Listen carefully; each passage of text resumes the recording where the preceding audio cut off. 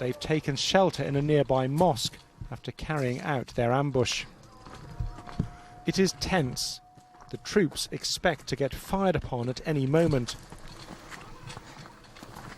There's also the threat of IEDs, bombs left in the ground. A Royal Irish soldier was killed by one on Sunday. As so often, the insurgents have slipped away. NATO has the firepower, but victory is difficult to achieve when the enemy is so elusive.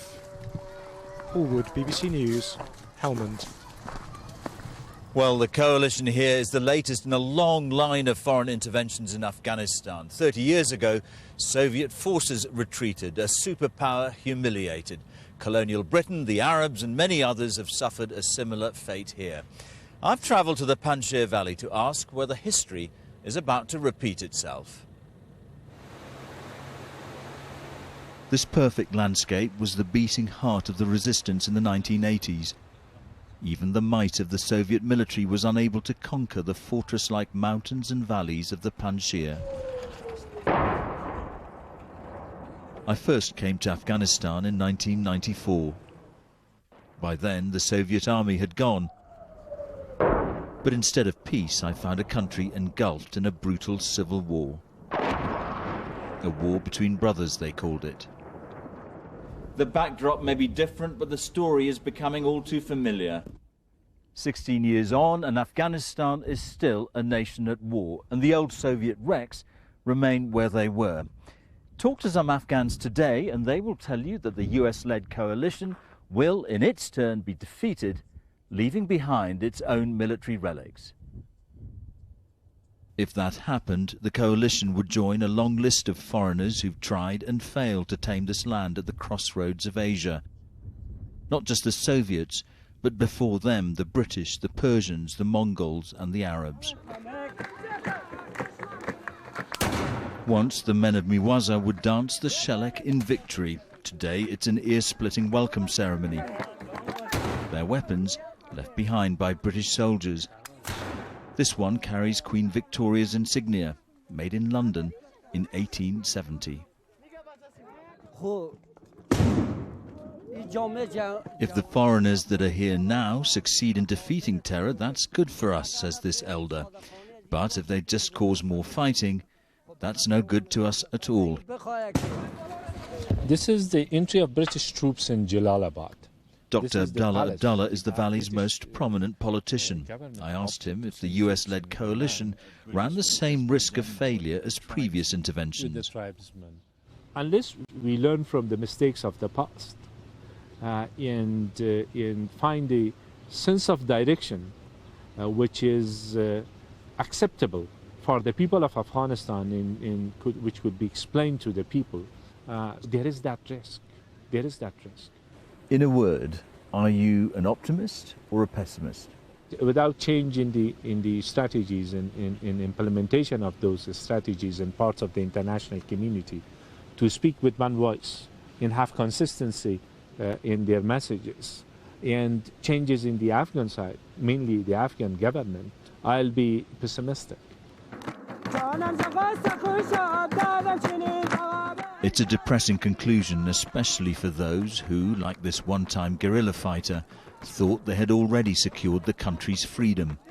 Their fate now depends as much on decisions made in Washington and London as it does on the people of Afghanistan themselves. Now, coalition commanders say this time will be different. They say the clock is ticking on this mission. But, you know, here in Afghanistan, they have an age-old reply to that. You may have all the watches, they say, but we have all the time. On that note, Huw, back to you. George, thank you very much. George Alagiah there at Camp Bastion in Afghanistan. Let's have some more of the day's news. The Prime Minister has said the taxpayer will not now pay for his personal photographer. Mr Cameron had been criticised for putting Andy Parsons and a camerawoman on the public payroll. The pair will now be paid for out of Conservative Party funds. The Justice Secretary has confirmed that damages will be paid to a group of former and current detainees at Guantanamo Bay. They've claimed that British intelligence agencies colluded in their wrongful detention and torture. Kenneth Clarke told MPs that the size of the payouts would remain secret because of a confidentiality agreement. But sources have told the BBC that 16 men, who are all British citizens or British residents, will receive a total of around £5 million, as Daniel Sandford explains. This case harks back to the chaos of war after 9/11. America invaded Afghanistan and suspected terrorists were picked up across the region. Some were British, and what happened to them next became the subject of a highly damaging claim for compensation, which ministers have now settled without admitting liability. It is not an admission of anything, but it does reflect the desire to be able to move on, to be able to conduct the inquiry, which I think we all want to see. The most infamous case is that of Binyam Mohammed, who was flown by the Americans to Morocco, where he says he was tortured and asked questions sent by MI5, though they say they didn't know where he was being held. But 15 other cases were also settled today, all men who claim that in some way the British intelligence agencies were involved in their mistreatment. One is still in Guantanamo Bay. The Justice Secretary, Ken Clarke, told the House of Commons that a protracted court case would have cost up to £50 million and settling was the cheaper option. All the same, the total compensation paid was millions of pounds. Ordinary decent people out there are going to think the world's gone mad. Here we've got people making wild, unsubstantiated and baseless allegations of torture, getting more money than victims of terrorism here in London. This case has proved a huge distraction for the intelligence agencies, tying up dozens of officers, ploughing through hundreds of thousands of documents. And the scrutiny isn't over yet. There will still be an inquiry led by a judge into the allegations of collusion in torture. Daniel Sandford, BBC News, at MI5 headquarters.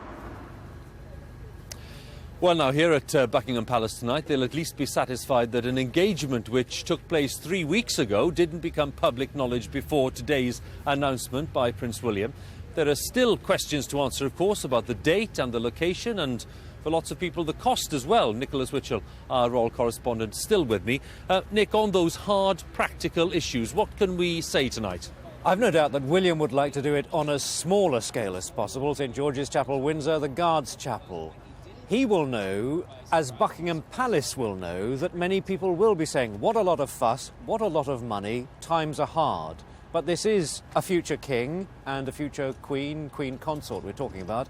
As the Prime Minister said this morning, the wedding day will be a great day of national celebration, so there will be pomp and pageantry. When? I would say the spring. I don't think they will want to wait any longer than that. Where? You can be sure that both St Paul's and Westminster Abbey will be lobbying gently tonight. It will be one of them. We will have to wait and see. Nick, once again, thank you very much. Nicholas Witchell there, our royal correspondent, and that is it tonight from Buckingham Palace after that momentous announcement this morning at about 11 o'clock that Prince William is to marry Kate Middleton in the spring or the summer of next year. Date and location to be confirmed. There's more national and international news on the BBC News channel, but now we can join our news teams where you are. Have a good night.